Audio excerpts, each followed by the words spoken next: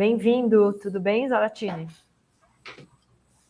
Opa, tudo bem, pessoal? Um abraço aí. Fala, Zaratini.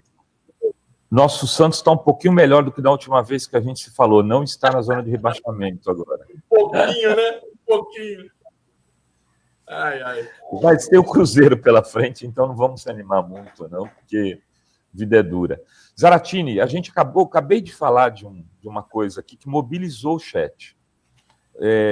A gente deve ter tido umas 30 mensagens do chat em coisa de 10 minutos. Eu não contei aqui, se a Adri contou. O modelo Free Flow que está sendo implantado pelo Tarcísio em São Paulo. A mídia tradicional não tem falado nada disso, nem Dri, nem Felipe tinham ouvido falar aqui, né? E eu estava explicando que aqui na Baixada Santista a gente vai ter, se eu não me engano, 8 praças até Itanhaém, mais 3 de Santos a Itanhaém, mais 3 até o Vale da Ribeira. São 11 câmeras instaladas nesse percurso aí, né, que muitos trabalhadores usam no dia a dia, né? Pessoas que trabalham no Porto, moram em Peruíbe, moram em Itanhaém. Quando eu dava aula aqui em Santos, muita gente vinha estudar nas faculdades daqui todos os dias. Então, o pessoal lá racha carro, né, para poder vir, porque a condução é muito complicada, não tem um sistema. E eu estou achando que também a oposição tem trabalhado pouco o tema, Zaratini. O que está acontecendo com a oposição em São Paulo, meu amigo?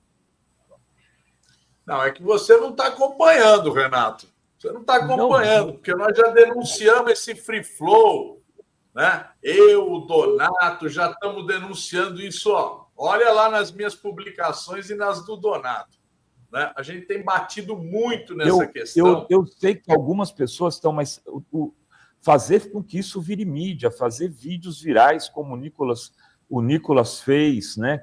Da questão do vídeo do Donato, o vídeo do Donato já atingiu mais de 1 milhão de pessoas. Já faz algum tempo, faz uns 15 dias atrás, 20 dias atrás, o Donato me disse que o vídeo dele sobre o Free Flow já tinha passado de 1 milhão de visualizações. Então, viralizou. Nós estamos trabalhando muito nisso. E não é só ir à Baixada, é o interior de São Paulo também, na região de Sorocaba, é o interior de São Paulo, na região do Circuito das Águas. São várias regiões no estado onde o Tarcísio está ampliando o número de pedágios e implantando esse sistema chamado Free Flow. Né? O que as pessoas precisam entender? A ideia do Free Flow não é uma ideia ruim, né? Porque o que seria a ideia? Você pagar o quanto você usa. Então, se você entrar na estrada, andar 2 quilômetros, você entraria por um acesso, sairia por outro, e você só pagaria aqueles 2 quilômetros. Quem andasse 500 quilômetros, pagaria 500 quilômetros. Não é uma ideia ruim, porque o pedágio da forma tradicional, às vezes você anda muito pouco e você paga a mesma coisa de uma pessoa que anda muito, né? Então, vamos dizer assim, do ponto de vista econômico, é mais justo, né? Porém, o que ele está fazendo? Ele está aumentando o número de pedágios, e aí não é essa entrada e saída, mas é praças de pedágio que estão sendo substituídas por pórticos com câmeras que vão focalizar ali na sua placa e fotografar quem passou por aquele pórtico, que vai ser quem vai pagar. Aí entra a seguinte questão. Deixa eu te interromper para pedir uma explicação em relação a isso. A placa, porque as pessoas querem entender, a placa será fotografada e como que o cara vai pagar, quando o cara vai pagar, na hora de licenciar o carro? Pois é. Quem tiver aquele sistema das tags, né? Aquela tagzinha que quem usa muito na estrada já botou aquele pagamento automático, né?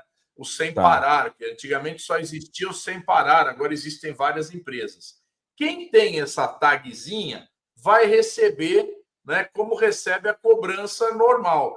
Então, eu, por exemplo, no meu carro tem. Então, todos os radares que eu passar, eu vou receber depois a cobrança. Mas quem não tem, esse é o problema. Esse é o problema.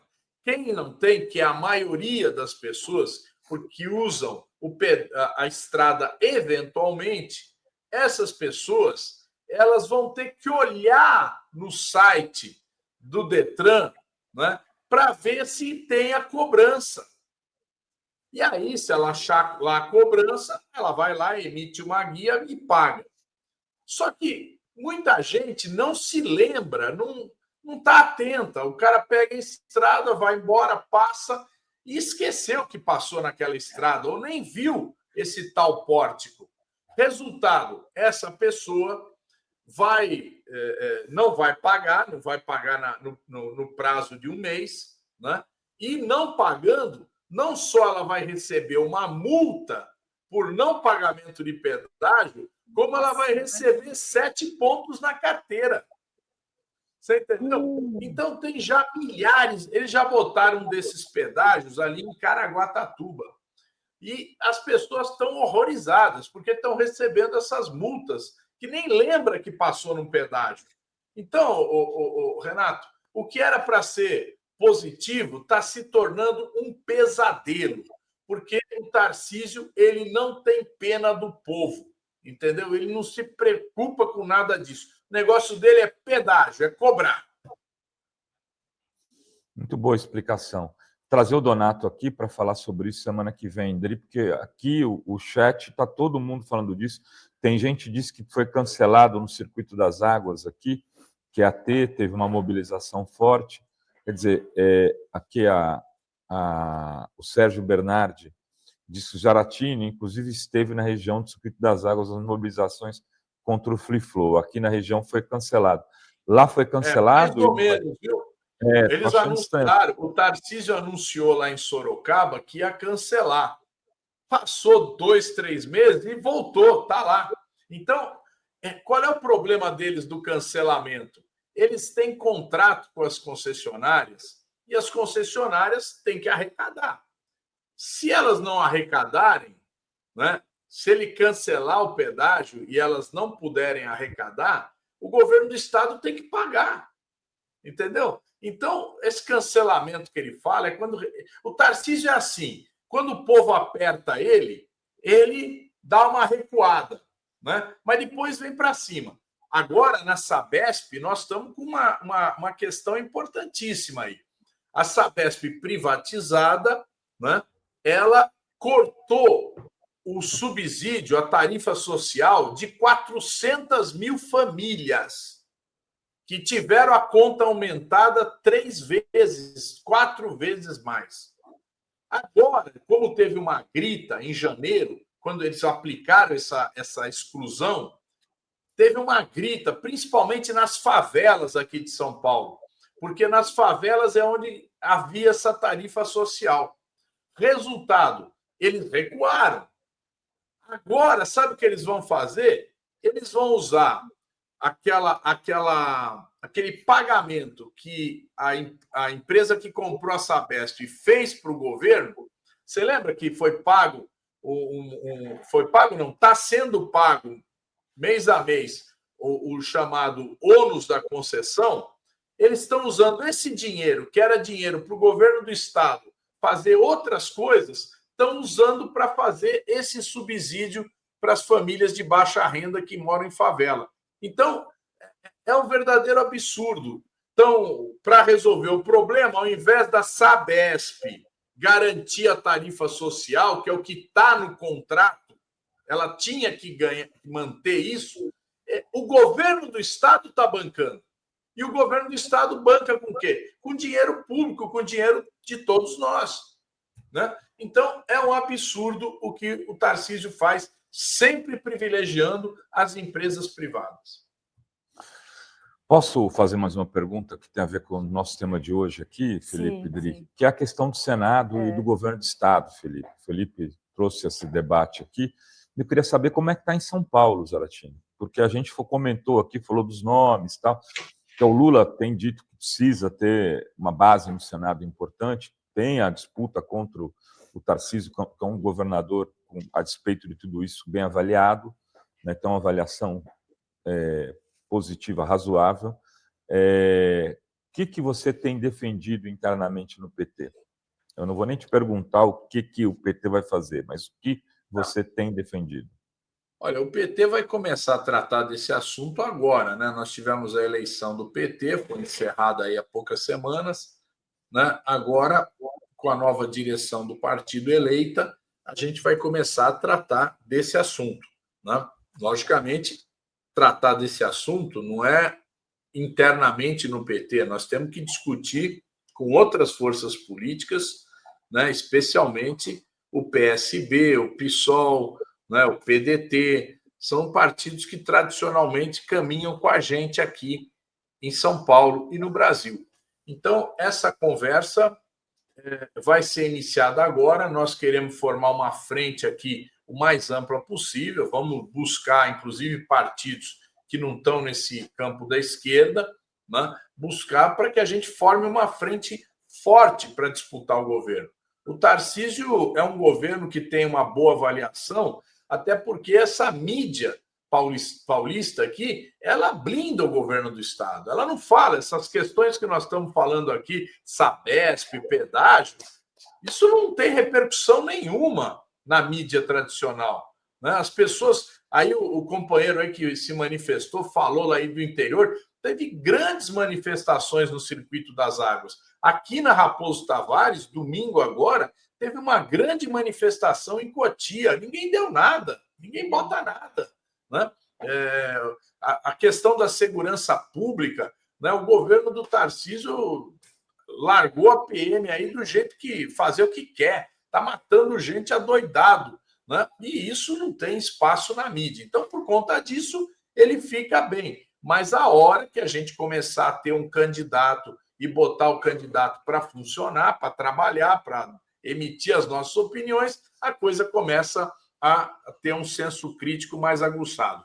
Mas voltando para a sua pergunta, né, eu acho que nós aqui em São Paulo temos que formar essa frente, né? A minha opinião é que o melhor nome para disputar para governo do Estado é o nome do Fernando Haddad, né? Mas, logicamente, isso passa por essa conversação, e a partir daí nós podemos formar uma chapa de senadores, né?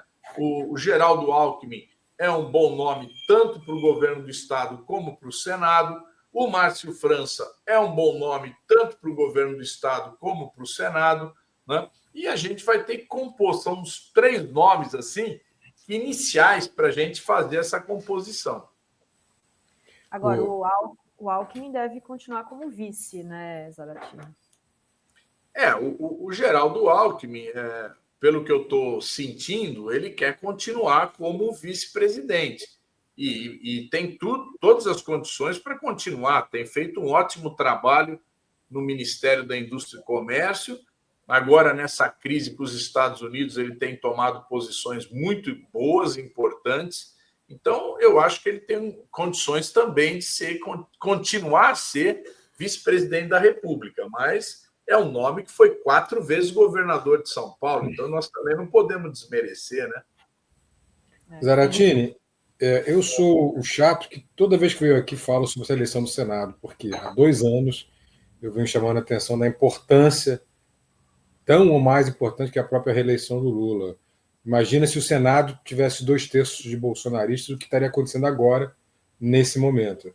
Então, mas eu queria mudar de assunto, e nem tanto, porque ontem o Tarcísio do Bem, o Tarcísio aqui do Rio de Janeiro, esteve no programa, e ele levantou a hipótese que me deixou muito assustado, de que, na verdade, o Hugo Mota não teria feito nenhum acordo, mas os líderes do PP e do União Brasil teriam feito um acordo nos bastidores que acabaria sendo encampado pelo Hugo Mota para botar a anistia em pauta na Câmara dos Deputados. Qual é a tua visão sobre isso? Isso é verdade? Procede? Há essa possibilidade? Olha, primeira coisa, eu queria manifestar aqui o nosso desagravo ao Hugo Mota, né? Porque o Hugo Mota foi agredido por essa corja de bolsonaristas, né? Então, essa questão, o Hugo Mota está enfraquecido, tal, não sei. O fato é o seguinte: o que houve ali foi um bloqueio da atividade do Congresso e uma agressão ao presidente no momento em que ele ia ocupar a mesa da Câmara, né? O Zé Trovão tentou impedir ele de passar, né? O Van Hatten tentou impedir ele de sentar na mesa. São coisas agressivas, têm que ser punidas, né? Segundo lugar, nas negociações, nas discussões que houveram no bastidor para restabelecer a normalidade, o Hugo Mota não assumiu nenhum compromisso de votar qualquer projeto desses que os bolsonaristas querem votar. Então, isso é uma coisa clara e nós queremos manifestar nosso apoio ao Hugo Mota. Segunda questão. Existem, evidentemente, conversações por trás, né? Existem conversações de parlamentares da extrema-direita com parlamentares do centrão, tanto no sentido de votar anistia, como de votar um projeto que acaba com o foro privilegiado, né? Para que todos os processos contra deputados, senadores, retornem para a primeira instância para cumprir todo esse caminho, né, tradicional. Porém, né, isso revela também interesses outros, né, que é o fato de que muitos deputados estão hoje respondendo ou começando a responder processos no Supremo por conta de desvio de emendas parlamentares. Então, existe um outro sentimento, vamos dizer assim, que dá apoio a esse projeto, que é esse projeto da mudança do foro dos parlamentares, né? Esse projeto do foro, ele enfraqueceria o Supremo, né, Zaratini? Também isso pode prosperar na sua visão, Acabei? Olha, eu não considero que enfraqueça o Supremo. Essa discussão de qual é o foro que deve ser julgado os parlamentares federais, né? Isso aí já foi e voltou várias vezes, né? Por decisão do próprio Supremo. O Supremo tinha uma posição de que os processos deveriam ser julgados todos na primeira instância. Depois eles mesmos mudaram de posição para dizer que aqueles crimes cometidos no exercício do mandato, mesmo que ainda a pessoa não estivesse no mandato, deveriam ir para o Supremo. Então, o próprio Supremo, ao longo de anos, já teve várias posições. Eu não acho que isso vai enfraquecer o Supremo. É lógico que eles querem, com isso, os bolsonaristas, tentar criar um atalho para tirar o julgamento do Bolsonaro lá de Brasília, né? Lá do Supremo. Isso não vai vingar. Mesmo que aprove esse projeto, não tem nada que pare um processo que já está na sua etapa final no Supremo e que vai concluir, eu acredito, antes de qualquer votação, né? Porque esse projeto teria que ser votado na Câmara, no Senado, é uma coisa que não resolveria tão rapidamente, né? E eu acredito que isso tem mais a ver com interesses de deputados vinculados ao centrão do que propriamente aos bolsonaristas. Ou seja, eles se uniram nessa, né, Zaratini? O centrão. Né? Mas por interesses diferentes, né? Você vê como as coisas são na política. Quem tem mais perguntas? Não, eu queria saber do Zaratini como é que se ele vê ainda alguma possibilidade do Lula fazer alguma reforma ministerial, um tema que ficou muito comentado e, de repente, esfriou totalmente e se mexeu muito pouco, em pouquíssimas peças. E como está chegando proximidade aí do período eleitoral, se esse tema vai voltar a esquentar e se tem alguma chance, por exemplo, um nome que foi muito falado, o nome do Boulos, para ministro na Secretaria-Geral, tinham dado como certo para mim, inclusive, que era questão de dias, e parece que voltou a esfriar de novo. Como é que está essa questão aí da composição com os partidos, incluindo o fato de que alguns partidos que estão supostamente na base não estarão com Lula em 2026, né, Zaratini? Eu acho que não vai haver mais mudanças, não, viu, Renato? Eu acho que já, como você disse, esse assunto esvaziou, né? E eu acredito que também, mesmo partidos aliados que têm ministérios, mesmo que eles não fiquem na aliança para a reeleição do Lula, é bom a gente entender, são acordos de governabilidade, né? Que buscam dar governabilidade ao governo que está em minoria no Congresso. Então, o presidente Lula, ele montou o ministério negociando, discutindo com partidos que não o apoiaram, né? Todos esses partidos do Centrão, nenhum apoiou o presidente Lula na sua eleição, né? E provavelmente a maioria deles não vai apoiar de novo, né? Então, tem União Brasil e PP, por exemplo, estão cada vez se aproximando mais do bolsonarismo, né? O PSD tem 2 candidatos a presidente da República, o Eduardo Leite e o Ratinho, né? Então, é muito pouco provável, né, que a gente consiga atrair. O MDB e o Republicanos estão num processo de federação. O Republicanos é o partido do Tarcísio. Então, se o MDB se juntar com o Republicanos, eles vão fazer vão apoiar o Tarcísio onde ele for candidato. Então, é difícil a gente, no meu modo de ver, atrair um desses partidos. Não que a gente não deva se esforçar para manter algum deles aqui na nossa base eleitoral para o ano que vem. Porém, eu acredito que a gente tem que entender que esse governo está formado como base de governo, não base eleitoral. Gri? Acho que o Felipe estava falando, né? Felipe? Está no mudo. Não, deixa eu... Desculpa, é que estava no mudo. É porque eu queria insistir em 2 pontos. Primeiro é o que a gente viu o vídeo do Lindbergh ainda há pouco, e ele deixou tudo muito bem explicadinho, pelo menos 5 deputados fizeram nessa balbúrdia que mereceriam uma punição. E até agora a gente não viu nenhuma movimentação por parte da mesa diretora ou do próprio presidente da Câmara para encaminhar alguma punição, pelo menos a esses 5 deputados, né? Essa é uma questão. Vai haver punição? E segundo, que agora, nesse momento, o blog da Andréa Sadi já está dizendo que o acordo do foro privilegiado já está costurado, que vai à votação, ela está dando como certo isso. Eu queria a tua posição sobre esses 2 temas. Vai haver realmente punição ou não vai haver? O que você acha que vai acontecer? E se a Andréa Sadi está dizendo, é fato, vai ser pautada a questão do foro. Em primeiro lugar, eu acho que até para fortalecer o presidente Hugo Motta, a gente precisa que haja punição, né? O fato de que não saiu nada até agora não quer dizer nada, porque os fatos aconteceram há pouco tempo, até se organizar Porque, vê bem, também o presidente Hugo Motta não pode propor uma punição e depois não ter respaldo. Então, ele precisa ter respaldo para ter essa punição. Nós, da nossa parte, né, total respaldo ao presidente Hugo Motta para que seja feita a punição daqueles que o agrediram, né?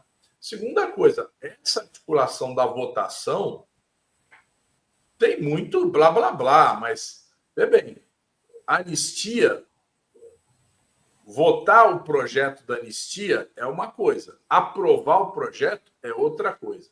Segunda questão, eu expliquei aqui, o projeto do foro é um projeto que tem outros interesses, né? Eu diria até que tem mais interesse do Centrão do que propriamente do bolsonarismo.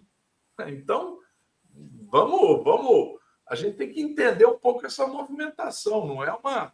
Os bolsonaristas cantam vitória. Vitória do quê, exatamente? Vamos ver. É muito difícil aprovar uma anistia que é rejeitada por 61% da população. Você acha que, então, a anistia não passa, Zaratini? A gente pode... Eu não vou dizer que não passa, né, Adri? A gente não pode chegar aqui e falar isso. Mas eu acho que é muito difícil, está muito complicado. Os bolsonaristas estão no desespero, né? Esse ato dessa semana foi um ato de desespero, né? E total irresponsabilidade, porque é aquele momento que o camarada não está vendo mais caminho, então tenta uma atitude dessa aventureira, como foi feito essa semana. Isso tem consequências, né? Tem consequências na política, não é uma coisa assim que você vai enfrentando, dando porrada e querendo fazer do jeito que... Não é assim que funciona. Então, isso vai ter consequências graves para o bolsonarismo. O isolamento político deles vai aumentar. Não vai diminuir, vai aumentar. Sim. Muito bem. Queria agradecer. Valeu, Zaratini. Muito obrigado aí. Bom trabalho para você. Jadri já está sonhando. Chama o Donato aí para ele falar. Já estamos sonando ele. Já estamos sonando ele. É porque mobilizou muito. Todo mundo aqui, quem é de São Paulo, veio aqui para o chat comentar. Obrigada, Zara. Bom fim de semana. Valeu, um abraço. Até a próxima. Tchau, tchau.